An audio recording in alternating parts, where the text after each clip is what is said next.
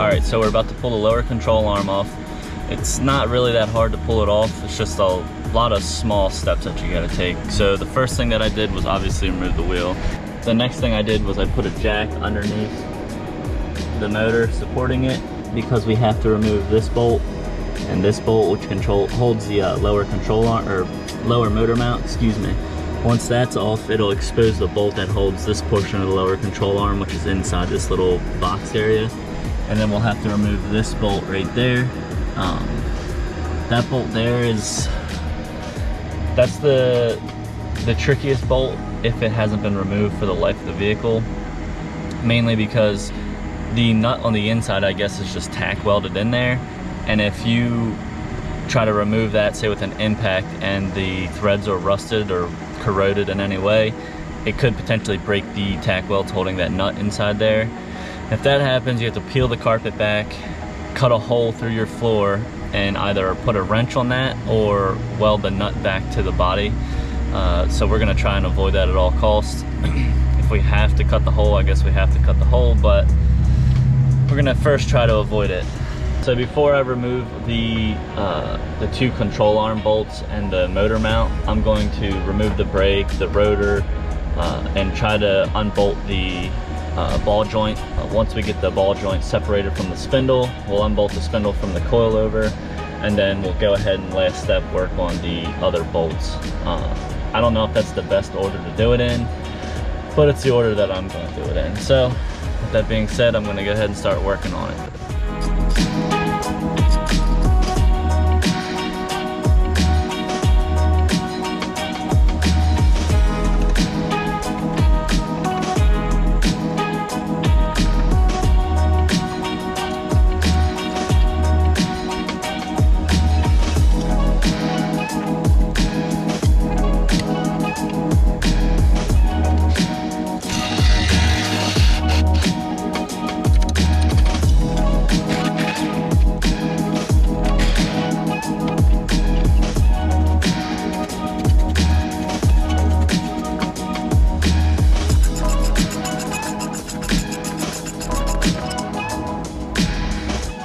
Alright, so we've got the sway bar end link disconnected, the whole brake assembly removed, the retaining bolt for the ball joint is removed.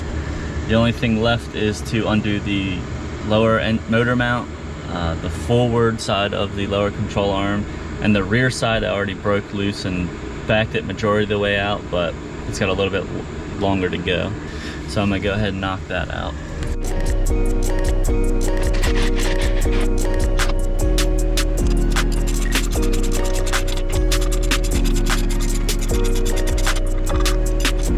Alright, so we got the lower motor mount removed. If you look inside here, you should be able to see the bolt head. Yeah, it's in there. So once I remove that, that's going to be the forward mounting point for the lower control arm. And then I just undid the rear. And then we'll be able to separate the ball joint and pull that thing out.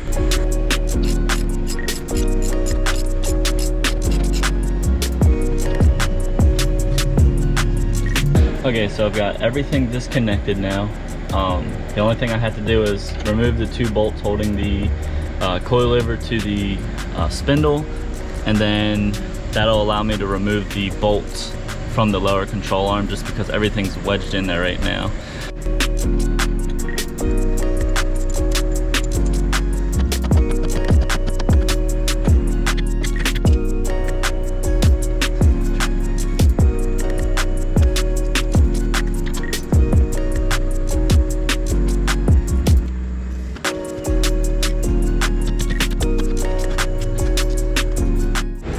Alright, so we got the control arm out. Take it over here and compare it to the new one. Obviously this is, I'm assuming, OEM. I don't know for sure since I bought the car secondhand. This is a Moog. I do all Moog. So the plan is this winter, since I've already replaced the front left lower control arm, I'm going to use the old ones, clean them up obviously, probably get them powder coated, and then I'm going to install the polyurethane mounts and then reinstall the OEM control arms back onto the car. But for now, since I have a race coming up, I'm going to just go with the Moog replacement. It's as good as you can get without going OEM. But the main reason I replaced this is because this ball joint is completely separated in there. It's got all the play in the world. Versus the new one, no play. So I'm gonna go ahead, start putting the new one in. I'm going to put anti-seize on all the threads, mainly to try and mitigate the hardware from getting stuck. So hopefully this winter when I go to install the polyurethane lower control arms, everything goes as smooth as possible.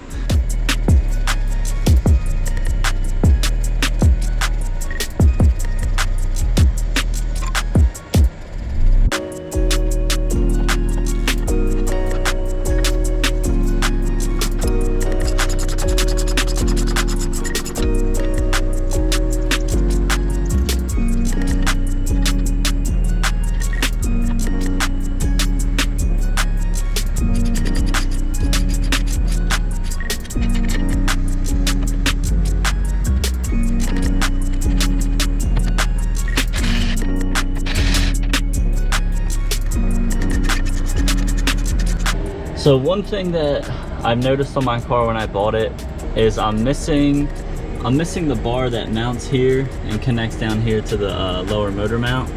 I don't know what it's called, and I don't really know where to find one.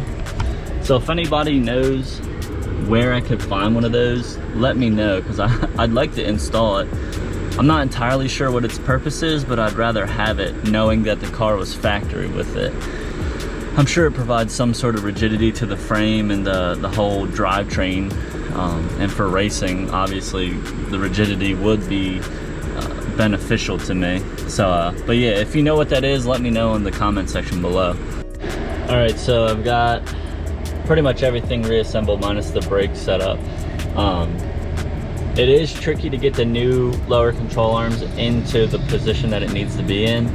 I had to use a punch to try and get this front side aligned with the hole so I could get the bolt through. The bolt does come with a pointed tip, basically to help guide itself into position. But I would highly recommend getting a mallet, soft blow, dead blow, something that's not gonna destroy anything, but you can kind of beat it into the position that you need it to be in. But other than that, everything's in, everything's torqued. I'm gonna put my brakes on and probably clean my wheel, and we'll be good to go. I'll probably grease all the components a little bit and test drive her.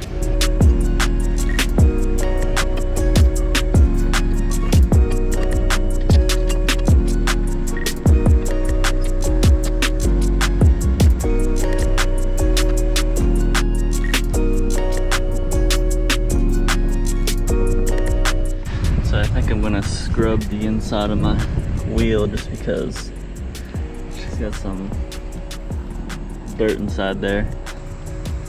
So all I'm using to clean this is just the all-purpose cleaner I have, and then I get a spray bottle of water just to clean it all off.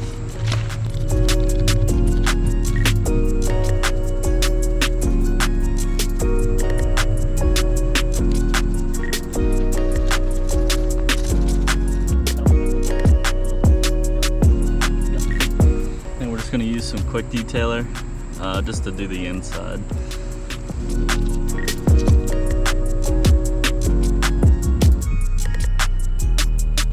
The season is almost over. The weather's starting to cool off a little bit, even though it's like 90 degrees right now. This winter I'll take all the wheels off and I'll really detail them and ceramic coat them, but for now this is gonna do.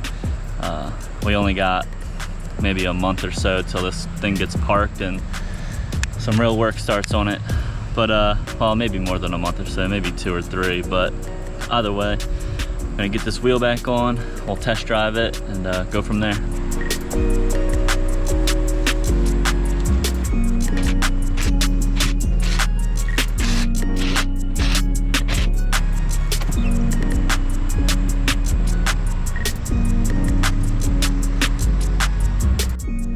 All right, so I went and test drove the vehicle.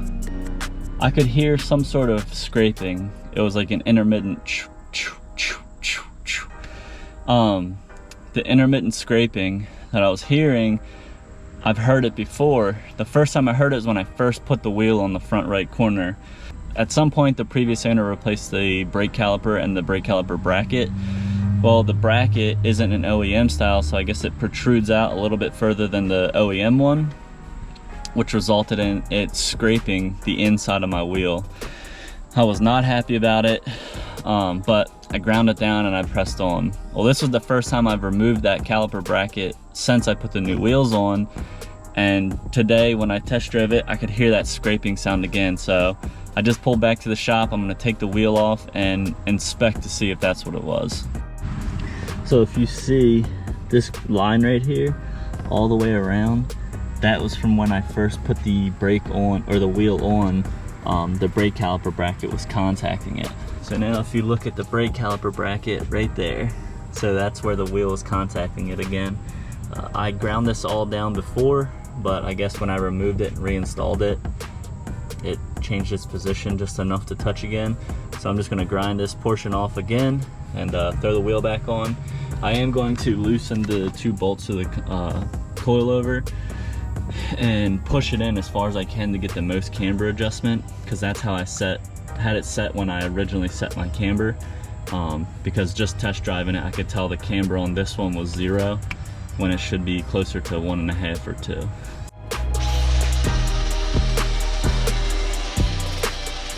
Hopefully that'll do the trick.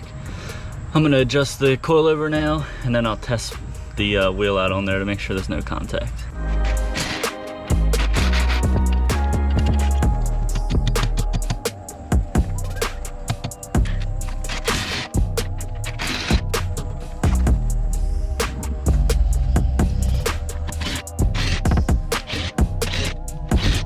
Got the wheel on, bolted up. My camber looks a little better this time. So yeah, I'm gonna throw my tools back in here and we'll test drive again. Hopefully this time we actually got it correct, because I don't feel like taking the wheel off a 3rd time. Don't forget to like, comment, and subscribe to the channel if you're liking the content I'm putting out. Comment down below if there's something you'd like me to do to the car, or any recommendations to do to the car. This winter I do plan on doing a lot of the maintenance items, so the timing belt, most of the gaskets. There is a small oil leak somewhere in the engine bay, but I haven't even looked to see where it is. I don't think there's any more rubbing in my inside of my wheel, which is good. My alignment is off still, but it's not nearly as bad. So it doesn't pull at all, which is all I really care about. But I'm gonna get in here, I'm gonna wash the car real quick, just send a touchless car wash, mainly because it's so freaking hot out. The touchless car wash will cool it off a little bit in here, even though I could just run my air conditioning, but who wants to do that? You lose power. The worst thing about this automatic car wash is I'm pretty sure the water is like recycled water, so it kind of smells like shit, but whatever. I might hop out and video this process.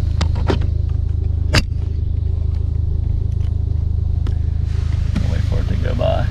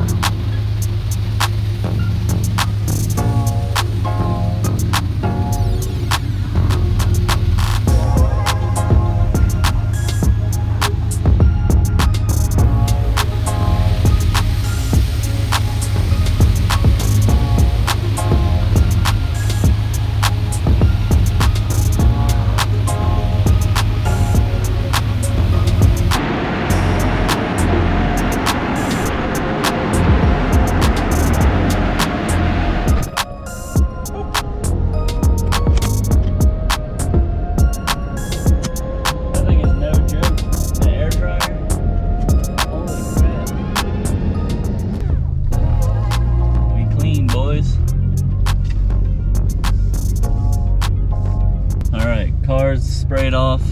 I'm about to head home I need to drink some water. I'm hungover, and then I just been sweating for the last 3 hours. Get some water. The next few plans for the car, I